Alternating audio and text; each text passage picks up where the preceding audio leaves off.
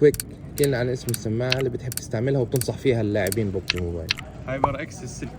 طب لو حقول لك بتغيرها بشيء ثاني ولا مرتاح عليها؟ لا مرتاح عليه، احسن سماعه موجوده حاليا. تمام. ايش نوع السماعة اللي تحب تستعملها؟ هايبر اكس كلاود 3. ولو اقول لك بتغيرها؟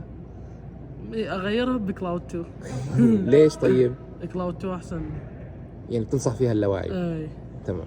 قول ايش نوع السماعة اللي بتحب تستعملها في ببجي؟ هايبر اكس ايربودز 2 وبتنصح اللعيبة الثانيين فيها؟ افضل سماعه. لو اقول لك غير بتغير؟ لا بغير. بس لا هلا والله. ايش نوع سماعاتك اللي بتستعملهم؟ هايبر اكس كلاود. كلاود 2. بتنصح اللعيبة الثانيين فيهم؟ جدا. يعني انت لو اقول لك غير ما بتغير؟ خلاص. السماعة هايبر اكس كلاود 2. تنصح فيها اللاعبين الثانيين؟ إيه لو اقول لك غير بتغير بسماعة ثانية؟ لا. قل لي ايش نوع السماعة اللي بتحب تستعملها؟ ريزر. وبتنصح فيها اللاعبين الثانيين؟ اكيد. اغلبهم اختاروا هايبر اكس، انت شو رايك؟ لا هايبر اكس تجيب صداع. ليش؟ اذا بتنصح لاعب ببجي يشتري سماعات، ايش بتخليه يشتري نوع؟ هايبر اكس، بس انا ما العب هايبر اكس. ولا ايش تلعب؟ انا العب سماعه اسمها بيتش اتوقع هيك. طب ليش تنصحهم بهايبر اكس وانت عندك بيتش؟